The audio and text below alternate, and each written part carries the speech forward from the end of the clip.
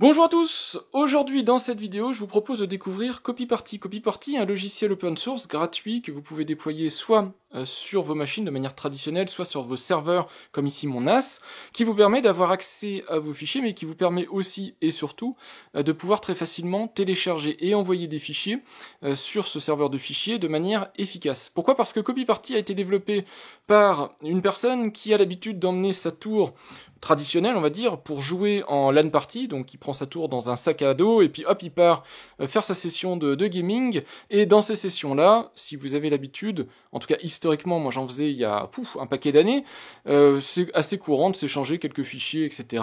Et on le fait en général avec des partages en bas, des trucs comme ça, des trucs qui sont très inefficaces, et surtout problématiques en termes de sécurité. Voilà, c'est compliqué d'être sûr qu'on donne bien accès à la bonne personne, au bon fichier. CopyParty est compatible avec plein de protocoles de téléchargement, compatible aussi avec des protocoles très évolués pour l'upload. Il permet de récupérer tous des répertoires sous forme d'un zip. Pendant que le système crée le zip, vous pouvez commencer déjà à le télécharger, ce qui fait gagner énormément de temps. Vous pouvez aussi gérer les uploads, donc les envois de fichiers vers votre serveur de fichiers, et faire en sorte que pendant que quelqu'un dépose un fichier sur votre serveur, même s'il est partiel, d'autres personnes peuvent déjà commencer à le télécharger. Donc il est optimal pour ce type de cas d'utilisation. Mais si vous le détournez un tout petit peu, ça peut aussi devenir un très bon logiciel et déployé sur vos serveurs en remplacement de logiciels plus traditionnels que je vous ai déjà présentés, comme par exemple File Browser.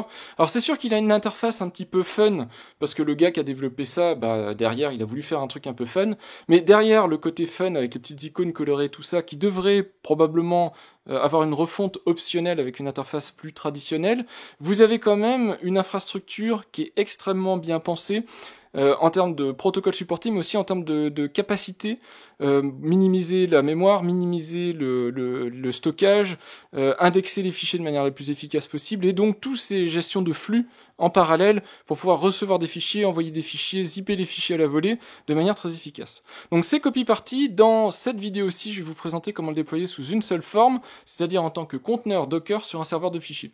Donc moi je vais faire ça et je vais l'exposer sur mon reverse proxy disponible sur internet pour que je puisse facilement envoyer des fichiers, récupérer des fichiers depuis n'importe où dans le monde.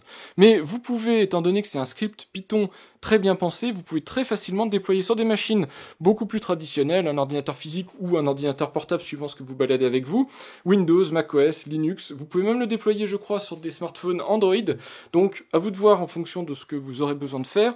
C'est un logiciel qui est extrêmement bien fichu si vous avez besoin d'accéder à vos fichiers.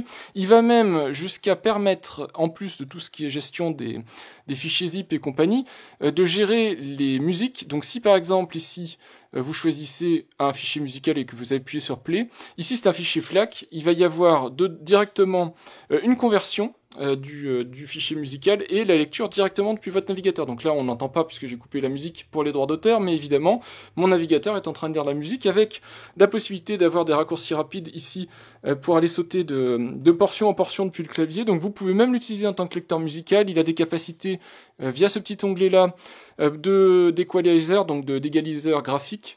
Voilà, donc même ça peut être extrêmement pratique pour écouter à distance sur votre smartphone, sur un ordinateur portable loin de chez vous, la musique qui est hébergée sur votre serveur.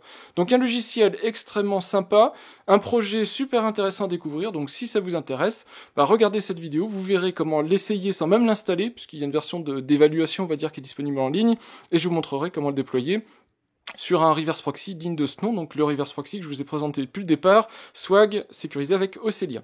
Bonne découverte si vous ne connaissez pas déjà le projet. Le logiciel que je voulais vous présenter aujourd'hui, c'est donc CopyParty. CopyParty qui est développé par Ed, Ed qui est de Norvège, alors son pseudo c'est 9001.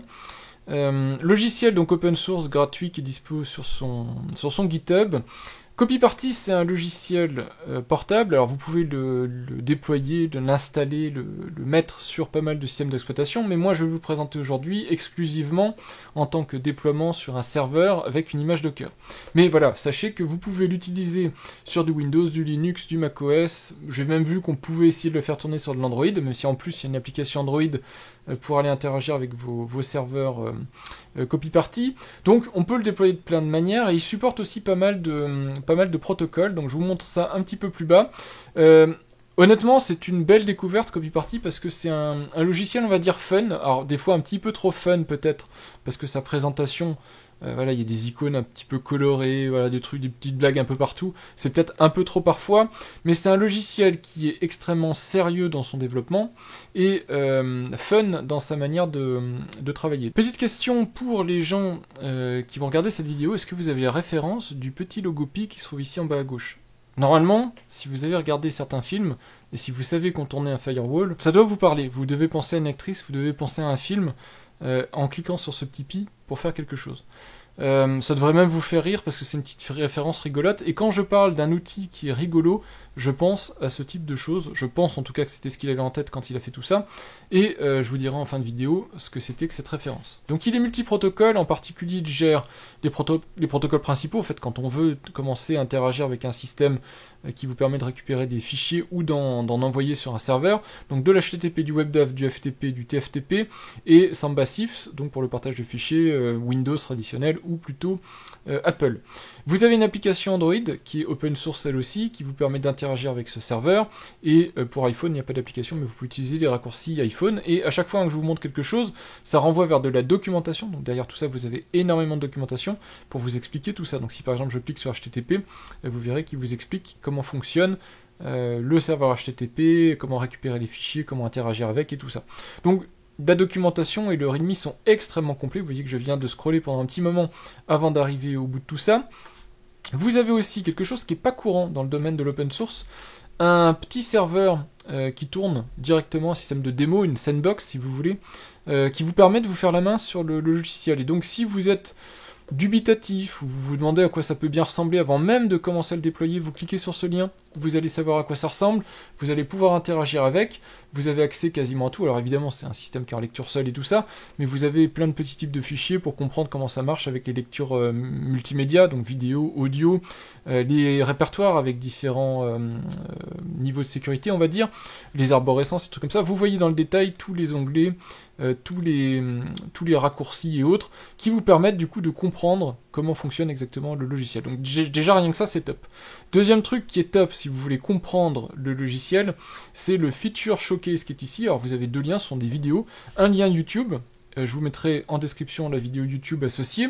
Vous avez aussi la même vidéo mais directement accessible donc en lien direct, qui vous explique toujours avec beaucoup d'humour toutes les fonctionnalités du logiciel. Et quand vous voyez que le développeur, parce que je crois que c'est le développeur qui a fait cette vidéo, il passe 15 minutes sur toutes les fonctionnalités avec toutes les capacités du produit, vous allez comprendre que moi, je ne peux pas vous les présenter dans le détail, il faudra que vous fassiez vos devoirs à la maison. Si jamais c'est un logiciel qui vous intéresse, je vous présenterai 2-3 petits trucs, mais le reste, il faudra creuser de votre côté pour comprendre toute la puissance de ce logiciel, parce qu'il y a vraiment énormément de choses.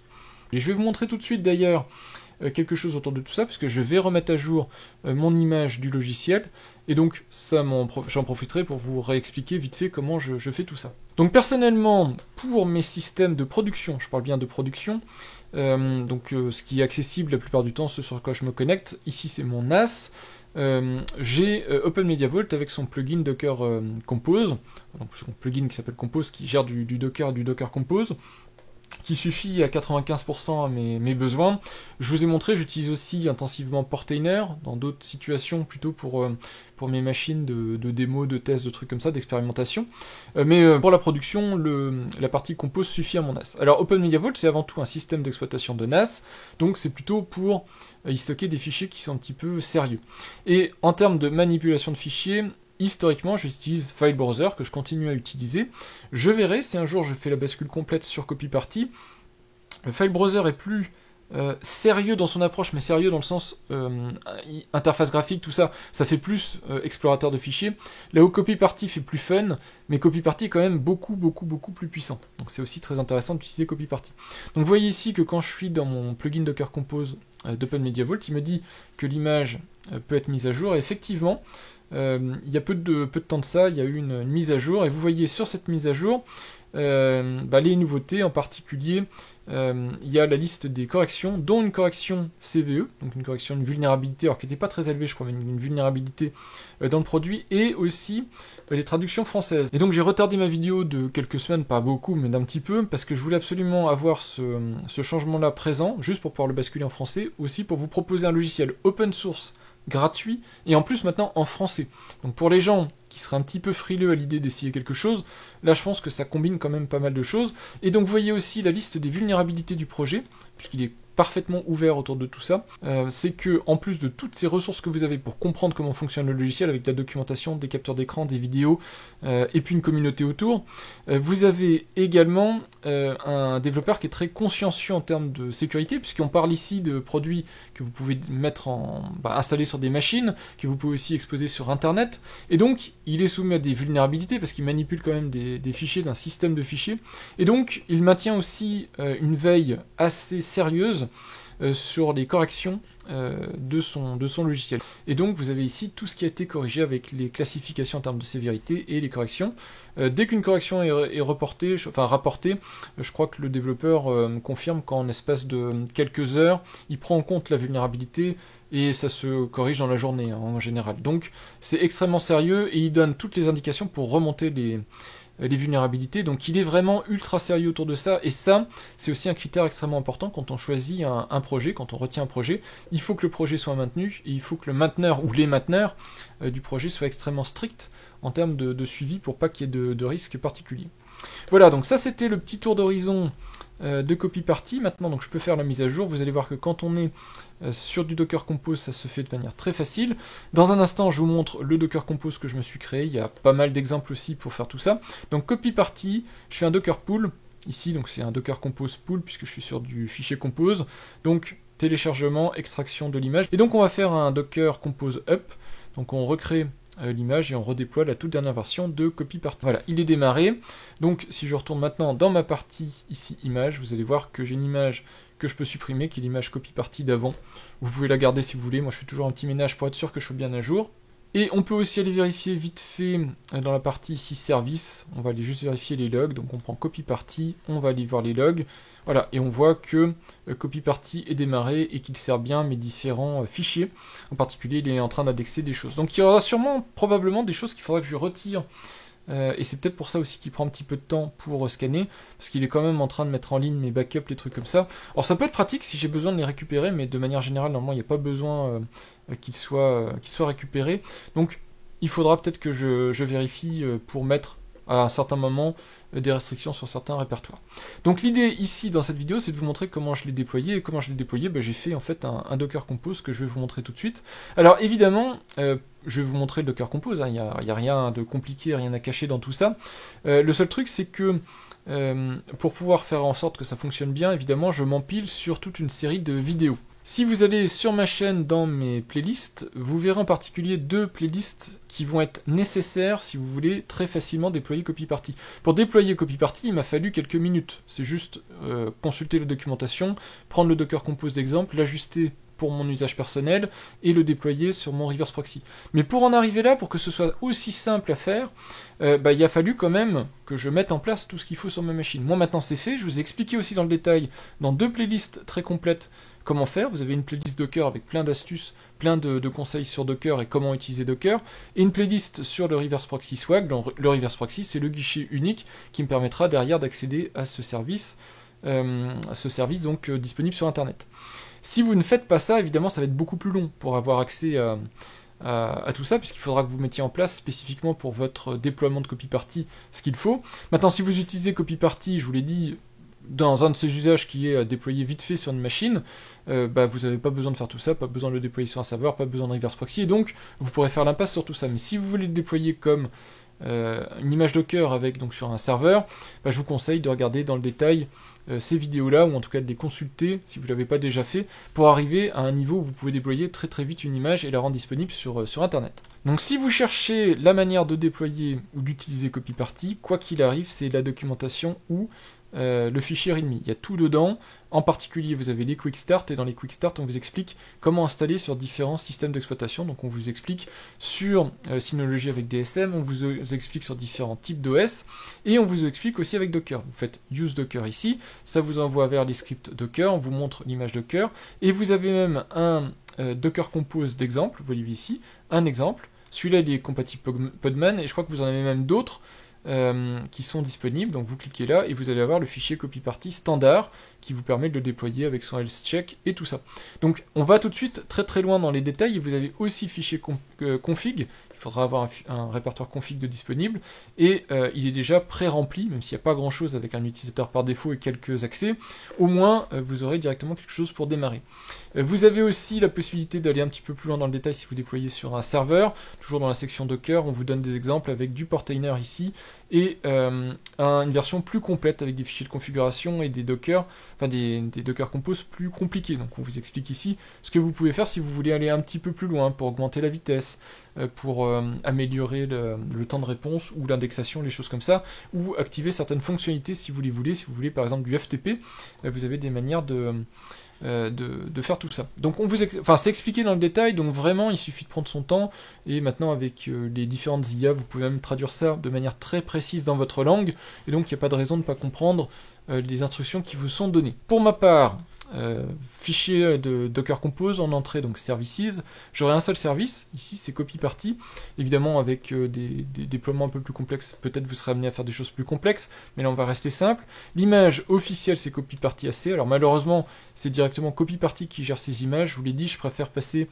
par du Linux Server IO, des trucs comme ça, mais pour le moment en tout cas sur copy-party, c'est pas le cas, donc j'utilise l'image qui est fournie par le développeur. Concernant l'image que vous sélectionnez, moi je vous dis copy-party AC parce que c'est l'image, on va dire, par défaut, même si c'est pas la plus petite, c'est la plus intéressante à utiliser. Mais vous avez différentes éditions de copy-party, et elles sont décrites ici. Vous avez donc la version minimale, 57 mégas, qui contient juste copy-party, donc la version de base. Et ensuite, vous pouvez monter en termes de capacité, et donc plus vous ajoutez des capacités, plus l'image pèse lourd. Vous avez la gestion des miniatures, la possibilité de gérer les fichiers médias. Ensuite, vous avez du FFmpeg pour tout ce qui est lecture audio, vidéo, le transcoding et les tags. Vous avez l'IV qui rajoute des supports de certaines extensions de fichiers en particulier, et vous avez ici une extension DJ. Si en plus vous voulez avoir des navigations dans vos fichiers en allant détecter les variations musicales, donc s'il y a des tempos qui changent, des trucs comme ça dans une musique, par exemple je sais pas, un refrain, un truc comme ça vous met directement des blocs aux bons endroits pour pouvoir naviguer avec les touches du clavier 1, 2, 3, 4, 5, 6, etc. juste à ces endroits là. Voilà, donc à vous de voir en fonction de ce que vous voulez. Vous avez aussi les variantes par architecture, donc ce qui sont supportés actuellement c'est que vous avez x86, la variante 64 bits de x86, l'ARM, l'Arch 64, et puis des petites variantes d'architecture qui seront peut-être à la marge pour beaucoup d'entre vous, sachant qu'il y a des éditions qui ne sont pas disponibles dans certaines architectures, qui sont, je vous l'ai dit, assez anecdotiques, on va dire. Voilà, donc à vous de voir ce que vous voulez déployer, mais attention, c'est pas parce que vous déployez l'image DJ que vous avez tout, donc il faudra lire la documentation derrière pour venir configurer ce qu'il faut pour activer les fonctionnalités additionnelles. Conteneur name copy-party, ça c'est juste pour être sûr que le conteneur qui va être créé porte bien le nom du service, et comme ça il n'y a pas de risque. Pour les users, j'utilise les variables d'environnement, je vous ai expliqué comment ça marche dans une vidéo dédiée, je reviens pas dessus, mais en gros il y a besoin de mettre user ID group ID, donc moi c'est géré en tant que variable, et comme ça je suis sûr d'avoir les bonnes valeurs. En variable d'environnement, j'ai des variables ici qui permettent d'aller un petit peu, enfin là c'est les valeurs standard d'ailleurs, et on peut aller un petit peu plus loin pour copy-party. Donc vous voyez ici on dit il suffit de remplacer nop par 2, et c'est décrit aussi d'ailleurs dans ce fichier qui est là. Donc vous avez ici les différents exemples avec les SO, SO2 et compagnie. Donc c'est à vous de voir ce que vous voulez faire. Moi pour le moment je l'ai mis en version par défaut, et le Python Unbuffered qui permet aussi de gagner un petit peu de vitesse. Ici j'ai du Dune, des trucs comme ça, donc je l'ai mis directement avec des labels pour homepage, pour Dune, comme ça il apparaît dans mes différents autres conteneurs Docker de manière automatisée par les labels. J'ai une stop grace period de 15 secondes qui permet l'image en fait de s'arrêter proprement, et les volumes qui sont montés, c'est le volume /srv qui me permet d'accéder à mes différents montages, et ensuite je les mets tous en fait parce que je veux y accéder à tous, mais je pourrais les trier après coup ou en mettre plusieurs éventuellement, mais le montage racine c'est W en local dans l'image, et la partie configuration que j'ai mis dans mon AppData sur ma machine, donc AppData copy-party config, et c'est monté sur /config avec le petit 2.z là pour le petit modifier de visibilité de fichiers pour tout ce qui est lecture et compagnie. Je vais le rendre disponible en local sur mon réseau, mais par défaut il n'est pas disponible en local sur mon réseau, il est disponible uniquement derrière mon reverse proxy. Il ne redémarre que s'il n'a pas été explicitement éteint. Il est dans le réseau copy party. Donc ça c'est ma gestion de réseau, je vous montrerai avec le reverse proxy un petit peu plus tard, et le health check, qui est celui en fait du Docker Compose de base, qui permet d'avoir en plus savoir si le script copy party est bien fonctionnel et bien opérationnel. Donc ça va interroger le serveur local, et ça vérifie qu'il est bien disponible. Et donc ici je définis mon réseau copy party pour le rendre disponible.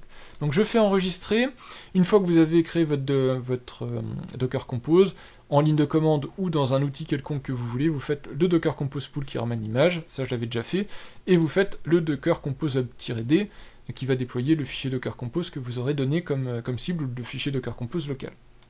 Voilà, et quand c'est fait, vous avez donc normalement un serveur qui tourne sur le port 3923, donc même adresse ici. Alors je ne sais pas pourquoi mon OMV Home ne marche à nouveau plus, mais si je remplace ici OMV Home par mon adresse IP, ça marche bien. Donc c'est encore un coup de mon DNS qui a un petit coup de mou.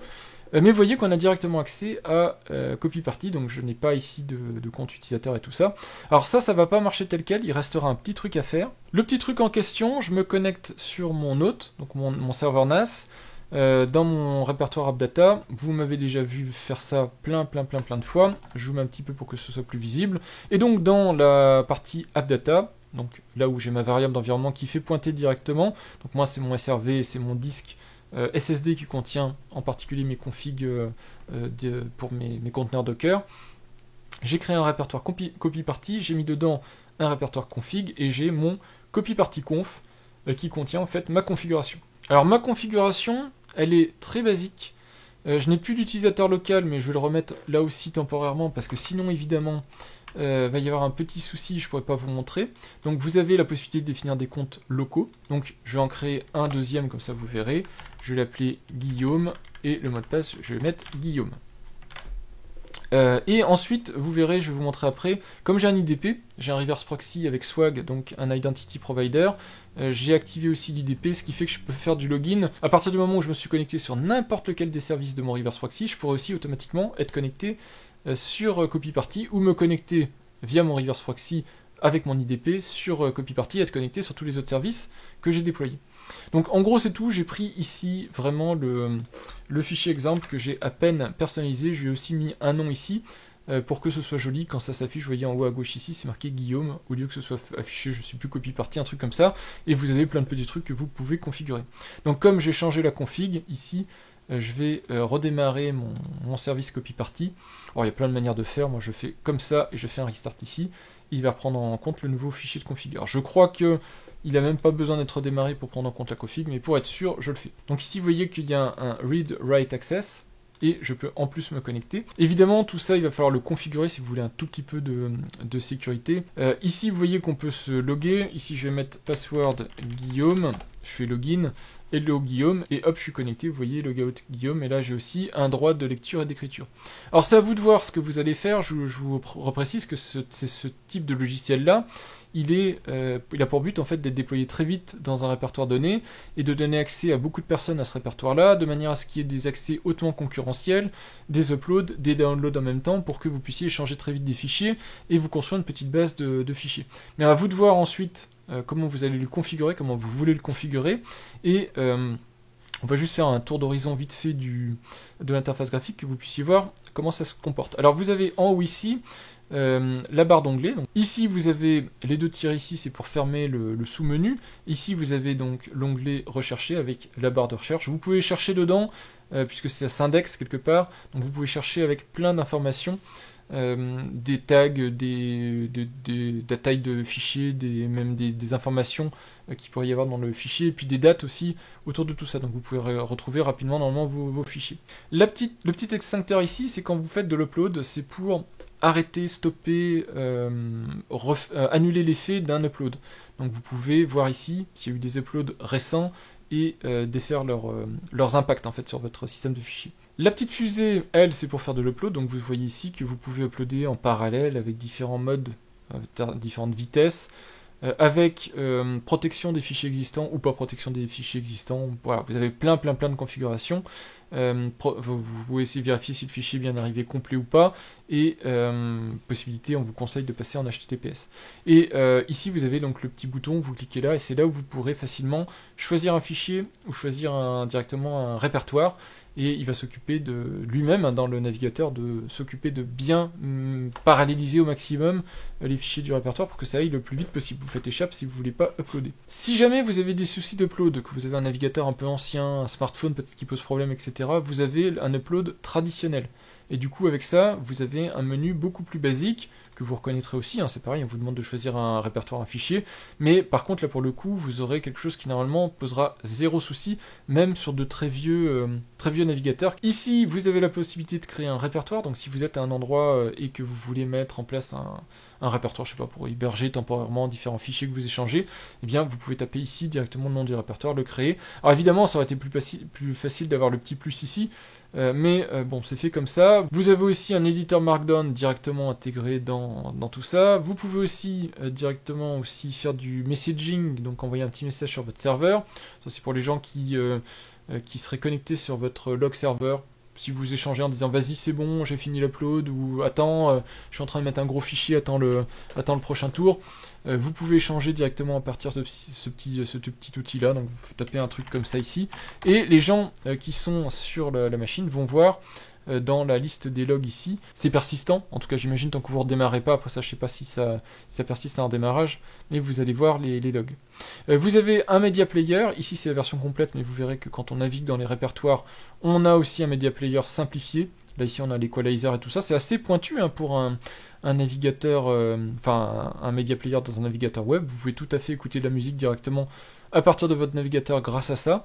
Et puis là vous avez toutes les configurations de l'outil.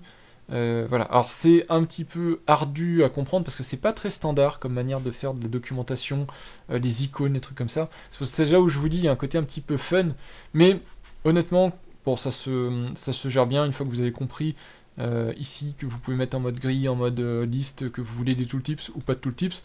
Franchement, c'est quelques clics et on s'en sort bien. Voilà, c'est en gros ce que vous pouvez voir autour de tout ça. On va aller naviguer un tout petit peu, donc je vais vous montrer 2-3 fonctionnalités intéressantes de tout ça. Donc déjà, dans un premier temps, on va aller dans mon répertoire musique. J'ai énormément de musique puisque j'ai tous mes CD, je les ai tous rippés en FLAC, donc du coup j'ai énormément de musique disponible sur mon NAS, puisque l'objectif c'est que n'importe laquelle de mes machines puisse jouer sur mes enceintes, sur mon casque Bluetooth ou peu importe, puisse jouer de la musique. Donc j'ai tout qui est disponible directement comme ça.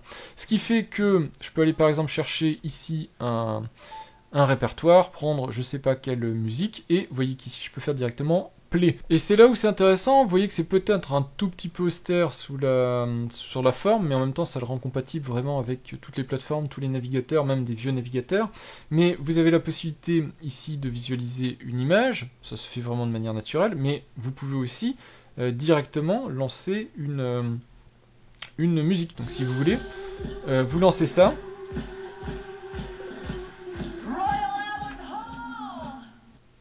Vous cliquez sur Play ici, et automatiquement vous allez avoir le player intégré qui s'affiche ici. Je vous le redis, vous avez là-haut un réglage un peu plus complet de tout ça, mais vous avez en bas la possibilité de naviguer rapidement. Vous voyez en plus la piste audio, donc vous pouvez aller à l'endroit qui vous paraît être le plus intéressant.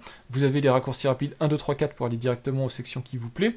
C'est un découpage un petit peu rapide comme ça, mais ça vous permet de sauter des sections et puis passer la chanson suivante et trucs comme ça.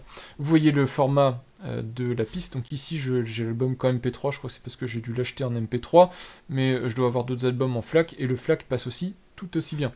C'est juste un petit peu plus long parce que il sait pas nativement lire le FLAC, donc il le transcode. Mais du coup il le fait vraiment de manière efficace et rapide, c'est assez impressionnant tellement il est pertinent là-dessus.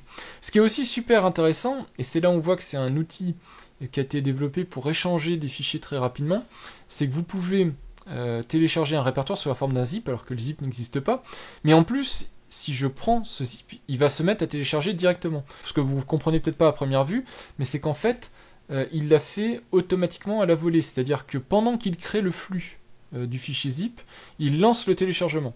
Et ça c'est vraiment intéressant, que vous soyez ici dans une situation assez simple, où vous voulez télécharger un répertoire, vous n'avez pas besoin d'attendre qu'il ait fini le zip pour télécharger, il a codé pour que ce soit pris en compte en temps réel, mais pareil, si quelqu'un est en train d'uploader sur votre, vous-même ou quelqu'un d'autre est en train d'uploader sur votre machine un fichier, un zip, un répertoire, vous pouvez commencer à télécharger ces fichiers qui sont en train d'être mis en ligne sur votre machine. Vous n'avez pas besoin d'attendre que ce soit fini. Il va s'en occuper tout seul en téléchargeant ce qui peut être téléchargé et en attendant que les fichiers soient complets pour finir de compléter le téléchargement. Donc là-dessus, c'est encore très très très efficace et très intéressant, puisqu'on peut très facilement comme ça récupérer des répertoires complets, et si vous avez des répertoires, des photos de vacances, des trucs comme ça, que vous voulez vite les récupérer pour les donner à quelqu'un, c'est un des logiciels les plus efficaces que j'ai trouvé pour faire ce genre de choses. Voilà, donc je vous ai montré comme ça très vite les capacités qu'il a. Évidemment, il a aussi des capacités de vous montrer des fichiers vidéo, des images, vous l'avez vu, des fichiers texte, mais l'objectif, c'est pas de tout vous prévisualiser dans un navigateur web. L'objectif, c'est avant tout de vous donner un accès rapide aux fichiers, que vous puissiez en mettre en ligne, en récupérer de manière concurrentielle et de manière extrêmement rapide, en maximisant quelque part les capacités du serveur qui sont derrière.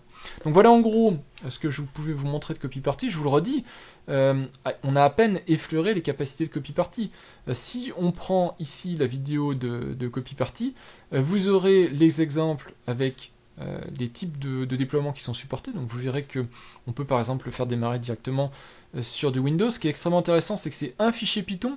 Les dépendances sont optionnelles, je crois, les dépendances Python, donc vous pouvez avoir des dépendances pour améliorer certaines choses, mais elles sont optionnelles, vous pouvez juste démarrer avec une installation Python de base, donc c'est extrêmement pratique à mettre en place si vous n'êtes pas sur une machine classique. C'est aussi extrêmement rétro-compatible, on peut aller jusqu'à Windows 7, même si je vous conseille pas, officiellement et officieusement, vous le savez si vous suivez mon contenu, les OS qui ne sont plus supportés, ne les faites pas tourner, sauf dans des machines virtuelles pour la blague, pour voilà, peut-être pour du rétro PC, des choses comme ça, mais sinon pas en machine que vous utilisez au quotidien.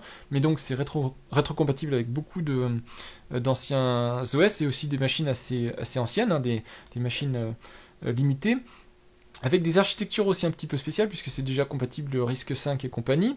C'est compatible avec des très très vieux navigateurs, vous voyez ici Netscape, ça fonctionne. Je sais pas qui ferait tourner ça là-dessus, mais ça fonctionne. Donc ça c'est un petit peu le challenge qu'il avait quand il a voulu développer ce type d'application, mais vous pouvez aussi le faire tourner après sur des systèmes plus traditionnels, donc du Samba, du CIF, des trucs comme ça, donc vous pouvez monter les montages. Le Media Player que je vous ai montré tout à l'heure, il a aussi des capacités pour que si vous êtes sur votre navigateur, votre téléphone Android ou autre, que vous puissiez voir ce que vous êtes en train d'écouter et que vous puissiez mettre sur pause et tout ça, donc ça peut vous servir si vous voulez de Media Player.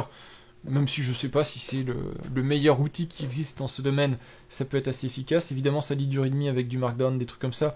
Donc, vous pouvez directement le consulter et l'éditer. Donc, c'est assez pratique si vous avez besoin de gérer des fichiers, de les modifier, tout ça. Ça supporte aussi les raccourcis clavier, donc déplacement, copie et compagnie, cut, copy, paste. Donc, c'est supporté avec les raccourcis clavier traditionnels. Donc, ça, c'est assez pratique. Et puis, ça se fait sur le serveur. Il n'y a pas le besoin du navigateur, ça revient pas sur votre machine pour repartir dessus, donc c'est extrêmement efficace aussi. Pour déplacer, pour dupliquer et autres, c'est plutôt pas mal. Donc après ça, vous avez aussi des possibilités de travailler en masse sur des fichiers, donc du renommage de fichiers, du changement d'extension, des choses comme ça. Donc ça peut aussi vous dépanner. Et vous voyez que j'en suis à peine à 3 minutes de la vidéo, il y en a encore 12 minutes. Donc imaginez la quantité de possibilités. Sur le panneau d'administration, vous voyez aussi ce qui se passe sur le serveur, donc à quel répertoire les gens ont accès, qu'est-ce qui est en train d'être téléchargé, qu'est-ce qui est en train d'être uploadé. Donc ça vous permet aussi de mettre des limites si vous voulez pas que votre machine soit saturée. Donc on voit plein de choses ici. En particulier, on voit sur le contrôle panel la possibilité de vérifier qui a accès à quoi, donc qu'est-ce qui existe sur la machine, quels sont les droits d'accès, des trucs comme ça. Alors ça s'appuie aussi sur son propre système de gestion de répertoire et de droits d'accès. Donc vous pouvez ensuite aller rajouter dans des répertoires avec des patterns ou avec des noms connus, et vous pouvez interdire l'accès à certains types de fichiers par extension, par nom, par ce que vous voulez. Vous avez la possibilité aussi d'accéder directement à des fichiers par des interfaces du genre curl, FTP, des choses comme ça. Vous avez aussi la possibilité d'utiliser des logiciels ultra optimisés pour faire du transfert de fichiers. Donc à vous de voir ensuite ce que vous voulez mettre en place. Évidemment, CopyParty, je vous l'ai dit, il a un mode d'upload qui est ultra optimisé. Alors vous avez l'upload traditionnel si vous avez des soucis de compatibilité, mais sinon il travaille en chunk, il parallélise sur des connexions TCP multiples. Donc il est très très très rapide à faire ce type de transfert. Il est aussi prévu pour des transferts entre zones géographiques éloignées, et donc il est en capacité de vérifier avec les signatures si les fichiers n'ont pas été corrompus pendant l'upload ou pendant le téléchargement.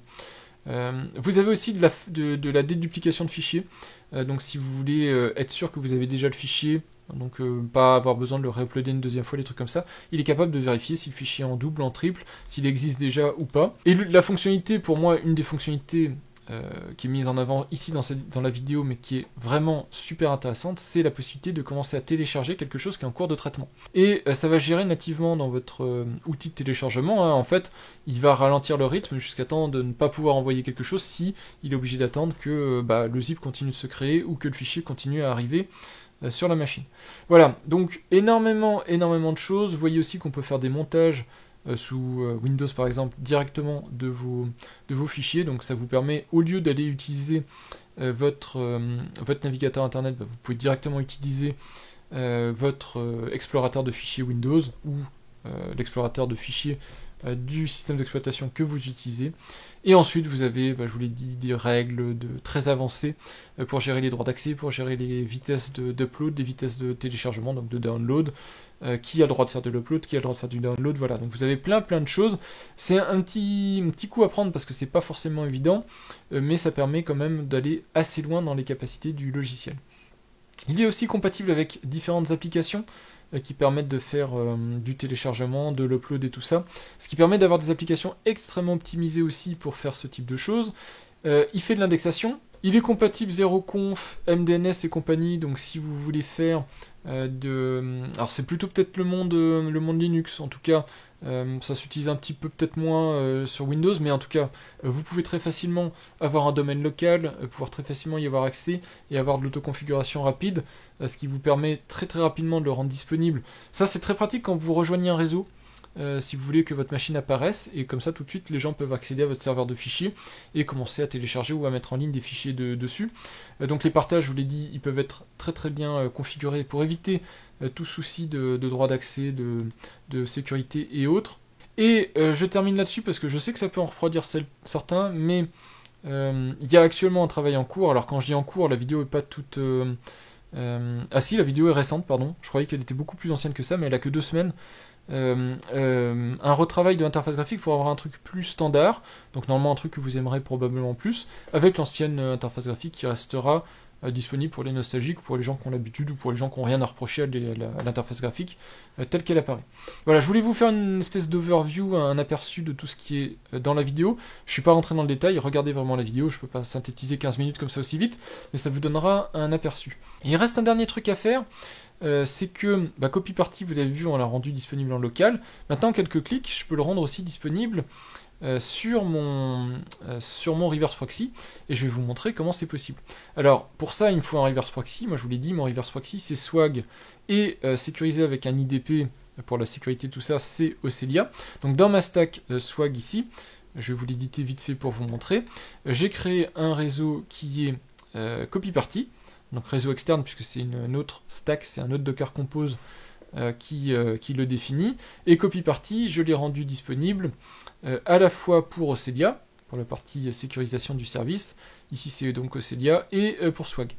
Je vous remontre pas dans le détail tout ça, parce que tout ça je vous l'ai déjà montré en long, en large, en travers, on l'a vu plusieurs fois, dans plusieurs environnements, donc c'est pas la peine de revenir dessus. Vous avez, je vous le redis, des playlists complètes qui vous expliquent comment mettre en place tout ça, avec des modes extrêmement avancés. Je vous ai montré comment on fait du bannissement par zone géographique, comment on met en place un dashboard pour voir ce qui se passe sur votre reverse proxy, comment on met en place du crowdsec pour surveiller le trafic et identifier des comportements et bloquer des comportements, avec jusqu'à du captcha, en utilisant, moi j'utilise le service reCAPTCHA de Google, pour ralentir le trafic pour vérifier que c'est pas un usage frauduleux, voire même bloquer le trafic. Donc on est allé très très loin en termes de sécurité sur le reverse proxy. Et donc il ne reste plus qu'à publier ce service. Donc première étape, je configure le réseau. Deuxième étape, ici, alors je vais le laisser disponible en local pour le moment, il faudra que je pense à revenir dessus, puisque ça c'est complètement optionnel, mais il faut aussi évidemment définir le même réseau ici et là pour que ça fonctionne bien. Donc n'oubliez pas, c'est pour ça que je le fais par rapport à l'image, à la config Docker Compose de base, et le port ce sera 3923 que je laisse accessible comme vous l'avez vu sur l'adresse IP ou le nom de domaine de l'hôte, mais que je vais rendre en plus disponible via le reverse proxy sur le port 3923. Il reste une dernière étape, enfin quand je dis une, en fait c'est deux dernières étapes, parce qu'en fait on va le faire en un seul coup. Il y a une des étapes, ça va être de créer le fichier pour Swag, le fichier de configuration. Donc les fichiers c'est dans Nginx proxyconf, puisque c'est Nginx le serveur web du projet Swag, et proxyconf. Il faudra créer un fichier, puisque le fichier pour CopyParty n'existe pas. Donc pour ça, vous prenez, moi je vous conseille des sous-domaines, donc un template subdomaine conf sample, mais ensuite, si vous voulez faire un sous-répertoire, vous faites comme vous voulez. Moi je pense que c'est moins pratique, moins sympa, prenez sous-domaine. Donc je l'ai copié, je vais l'ouvrir ici pour vous montrer. Maintenant, donc dans les dernières versions de Swag, vous avez même du Quick, de l'HTTP3, donc à vous de voir si vous voulez l'activer. Par défaut, vous aurez quand même du SSL, donc de l'HTTPS, sur le port 443. Le nom de domaine, c'est CopyParty. Vous pouvez mettre autre chose, genre CP, ou voilà ce que vous voulez, à partir du moment où c'est... Donc ça fera CopyParty, point, et votre nom de domaine que vous avez configuré. Du SSL conf, évidemment, et ça, c'est mes petites configs. Je vous ai expliqué dans une vidéo dédiée, je peux très rapidement dire un service est disponible en externe, en interne, mais à travers mon reverse proxy.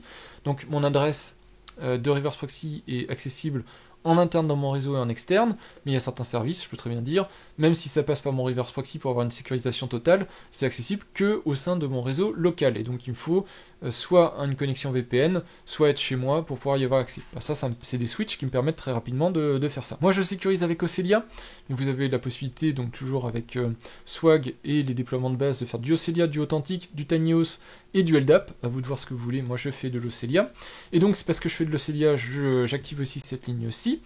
À vous de voir ensuite, faudra ajuster en fonction de vos besoins. Les resolvers proxyconf, et donc ici, c'est l'URL cible. L'URL cible, c'est, comme j'ai défini un container name et un service qui s'appelle CopyParty, le nom de machine en tant que réseau de conteneurs, c'est CopyParty. Le port, vous l'avez vu il y a un instant, c'est 3923.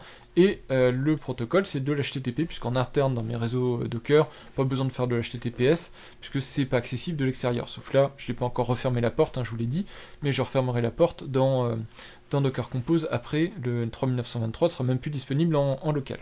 Donc ça, c'est pour le reverse proxy. Si en plus, vous avez activé le Docker mode, dont je vous avais parlé, je vous remontre vite fait, mais ça c'est dans ma vidéo sur les Docker modes, et donc il y a plein de trucs que je vous ai montré, dont l'auto-reload. Et bien si vous avez activé l'auto-reload, qui est ici, Swag auto-reload, vous avez automatiquement, en fait, ça va être pris en compte et votre service va être exposé. Mais il restera une dernière chose à faire pour CopyParty, c'est de modifier sa configuration. Vous l'avez vu ici, il y a la configuration de CopyParty qui est là. Le fichier de configuration, j'en avais mis un de base, mais parce qu'on est sur un IDP, ça va être très intéressant de venir modifier la configuration pour pouvoir se connecter de manière très simple. Donc on va dans le CopyParty conf. Moi, ce que je vous conseille, c'est d'activer ce genre de choses. Donc d'activer déjà d'activer le X-Forward for que un IDP puisse transmettre par des headers HTTP et que CopyParty le prenne en compte des headers, et ensuite ici d'activer les headers qui vont être pris en compte.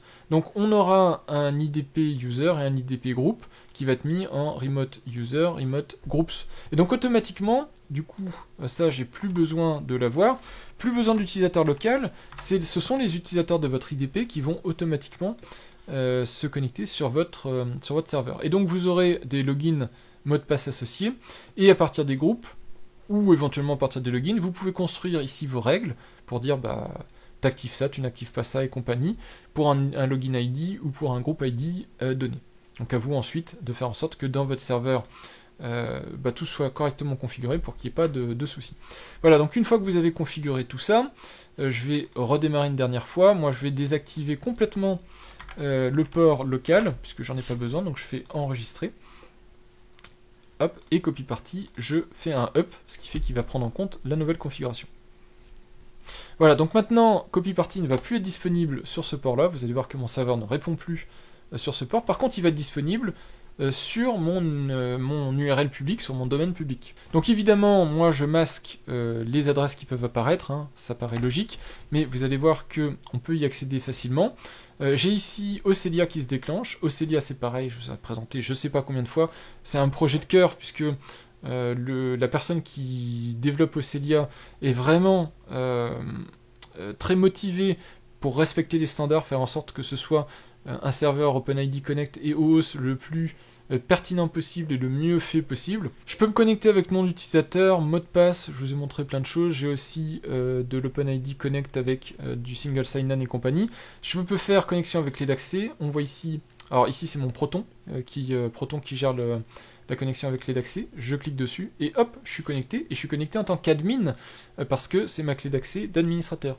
Donc ici je suis connecté automatiquement sur mon serveur en mode administrateur. Évidemment que si vous voulez plutôt vous connecter avec des utilisateurs, il faudra peupler les utilisateurs dans Ocelia et compagnie. Ocelia, je vous l'ai dit, gère avec des fichiers, gère avec des bases d'utilisateurs. Donc voilà, vous pouvez créer tous les utilisateurs, ça dépendra de ce que vous voulez faire. Vous pouvez très bien dire connexion sans utilisateurs et des répertoires qui sont read-only et certains répertoires sur lesquels il peut y avoir des créations de fichiers par des utilisateurs mais pas de suppression, pas de choses comme ça. J'ai configuré ça ici pour que vous voyez à quoi ça ressemble. Ici, ce que j'ai dit, en fait, j'ai gardé le schéma par défaut. Donc ici, on est toujours en IDP. Ce que j'ai dit, c'est que l'utilisateur admin, alors ça pourrait être un groupe admin, mais ici, c'est l'utilisateur nommé admin, il a tous les droits sur la machine, et par contre, un utilisateur non authentifié n'a que des droits de lecture. Et je pourrais même retirer les droits de lecture, hein, si on voulait. Voilà, ça serait aussi possible de faire en sorte, si vous avez, je sais pas, des photos privées, des choses comme ça, surtout, n'allez pas mettre droit de lecture à quelqu'un qui n'est pas authentifié. Mais bon, tout ça, ça se modifie bien évidemment, et je voulais juste vous montrer le résultat. Ici, je suis pas connecté, donc j'ai uniquement un droit de lecture seul. C'est déjà le minimum auquel on pourrait s'attendre. Et ici, j'ai réouvert le service sur la partie interne, donc l'adresse IP interne de la machine, parce que de toute façon, je ne peux pas accéder à ce service de manière non authentifiée derrière Ocelia. Ocelia va forcer l'authentification. Donc forcément que, du coup, derrière Ocelia, j'aurai les droits d'accès complets, soit admin si je me connecte en tant qu'admin, soit si je me connecte en tant qu'un autre utilisateur, les droits d'accès de lecture. Donc je joins la parole au geste si je me connecte sur maintenant mon domaine où il y a CopyParty. Évidemment que je ne peux pas y accéder si je ne suis pas authentifié. Alors évidemment ça c'est la configuration, je pourrais très bien donner accès sans être authentifié. Dans ce cas-là, on ne serait pas authentifié, on aurait un accès en lecture à tous les fichiers, mais moi c'est pas comme ça que je veux que ça travaille. Donc connexion avec clé d'accès, je recommence. Et donc ici vous voyez que je suis en admin et j'ai bien tous les droits d'accès. Donc move, delete, admin, read, write, et je suis bien sur un panneau d'admin complet, où j'ai voilà, toutes les fonctionnalités nécessaires. Autre petite chose qui peut vous paraître utile, c'est si vous allez, alors je suis peut-être allé un petit peu vite, vous allez dans la partie login et vous cliquez sur Connect ici.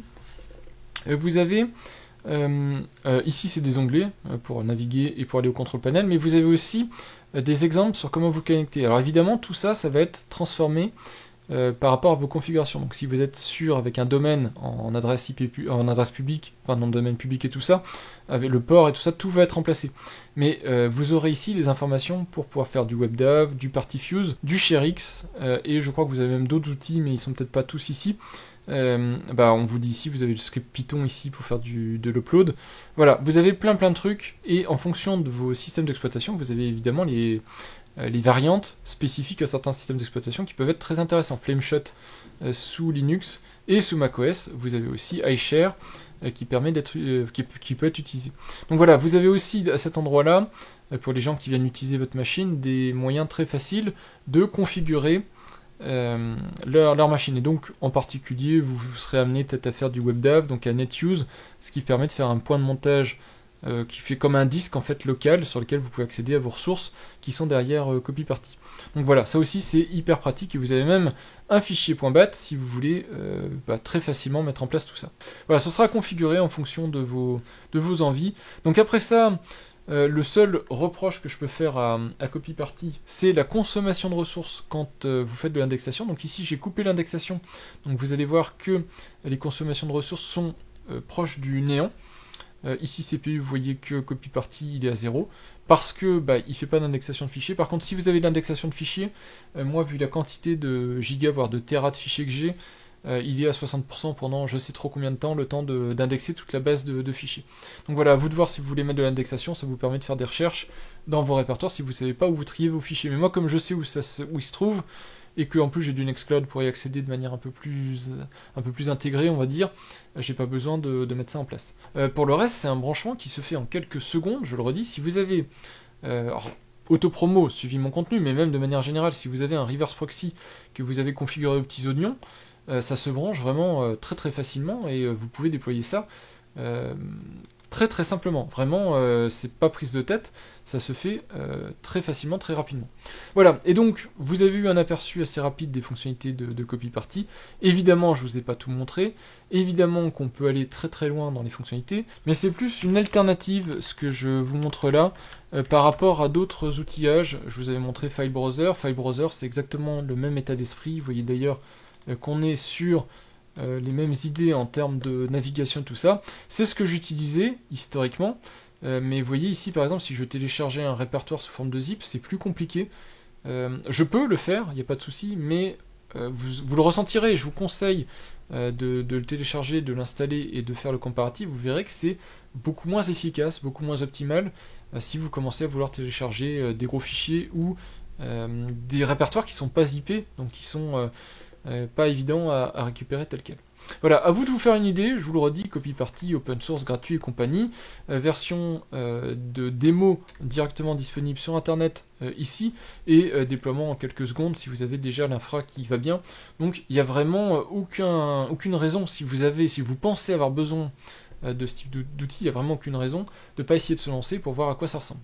Et pour les gens qui ont cherché, la référence à laquelle je pense avec ce petit logo Pi en bas à gauche, c'est le film Traque sur Internet, que vous connaissez probablement, alors qui est un très bon film de son temps, mais qui est peut-être un peu moins sympa à regarder maintenant, je pense, film de 95, avec Sandra Bullock. En fait, pour pouvoir hacker certains sites, il y avait ce petit logo Pi qui apparaissait en bas de certaines pages internet. En gros, c'est une analyste informatique. Elle découvre, au hasard d'une disquette qui lui a été envoyée par un ami, je crois, qui a assassiné, un petit pi en bas de l'écran qu'elle peut activer avec une combinaison de touches.